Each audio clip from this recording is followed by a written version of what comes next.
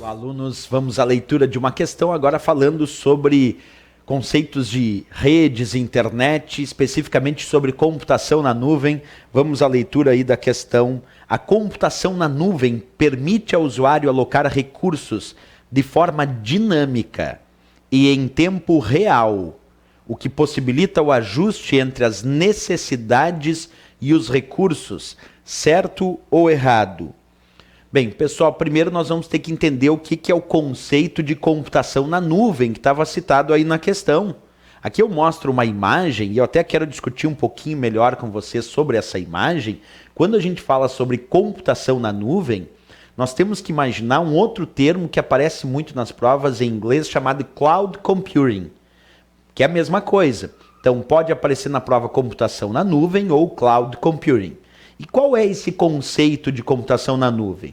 Tu imagina que eu agora mantenho vários programas, recursos e arquivos disponíveis em servidores na internet, que são servidores especialistas para o conceito da computação na nuvem. Quer dizer, então tu imagina que na minha empresa eu não mantenho mais os programas instalados, os aplicativos, as aplicações instaladas individualmente em cada computador. Eu mantenho essas aplicações, esses arquivos, disponíveis em servidores na internet, que é a própria nuvem. A nuvem nada mais é do que diversos servidores na internet. E aí o que acontece? Quando cada um desses computadores, desses dispositivos, desejar acessar a aplicação, o aplicativo, ou os arquivos, ou os recursos, não vai acessar isso dentro do seu próprio armazenamento local. Vai acessar isso através de servidores disponíveis na internet, fazendo com que eu possa acessar os meus arquivos e os programas, por exemplo, da minha empresa, de qualquer computador com conexão com a internet no mundo inteiro. Então eu posso pegar agora e usar qualquer computador com conexão na internet para acessar os meus arquivos lá da minha empresa, os meus aplicativos, a aplicação da empresa, porque isso não está mais instalado individualmente em cada computador na sua parte local. Isso, na verdade, está disponível em servidores da internet. Então, os servidores da internet compõem a própria nuvem. Cloud Computing é o conceito de acessar as aplicações, de deixar instalado tudo nesses servidores, até os arquivos armazenados nesse servidor. E aí os usuários vão acessando de qualquer computador com conexão na internet esses arquivos, essas aplicações, direto nos servidores, sem a necessidade de manter um armazenamento local para essa operação. Isso é o que a gente chama então de computação na nuvem, certo?